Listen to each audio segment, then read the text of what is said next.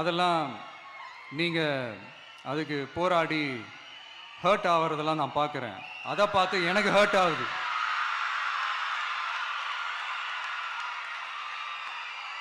அதெல்லாம் நான் பார்த்துக்கிறேன்.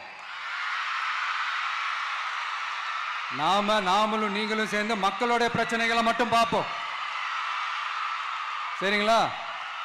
அவ்வளோலாம் ஹர்ட் ஆகுதுங்க. அதெல்லாம் வருத்தலாம் கிடையாது.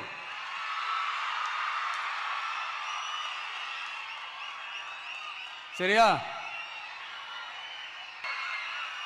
சரிப்பா, வாக்குறுதிகள்லாம் கொடுக்குற, உறுதிமொழிகள்லாம் கொடுக்குற, இதெல்லாம் ஓகே தான். ஆனால் ஸ்டாலின் சார் செய்ய முடியாததை நீ எப்படி செய்வ அப்படின்னு உங்களுக்கு ஒரு கேள்வி ஒன்று வரும். அது சிம்பிளாக ஒன்று சொல்கிறேன். இப்போ தான் ரீசெண்டாக அதை பற்றி நான் முழுமையாக ஒன்று தெரிஞ்சுக்கிட்டேன். நம்ம மாநிலத்துக்கான மொத்த பட்ஜெட் வந்து 4.39 லட்ச கோடிகள். அதில் 30% ஸ்டாலின் சார் டாக்ஸுக்கு போகுது. இது என்னடா புது டாக்ஸ்ன்னு கேட்குறீங்களா?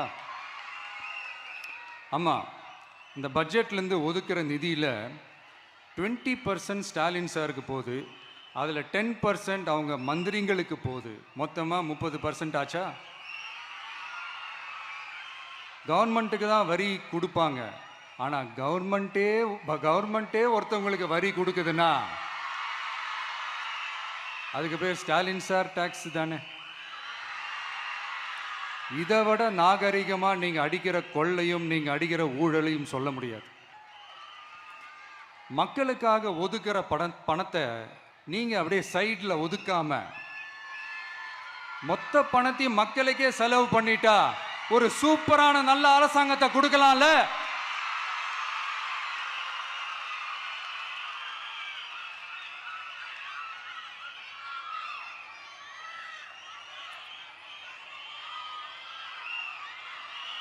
இப்படிலாம் சைடில் ஒதுக்காம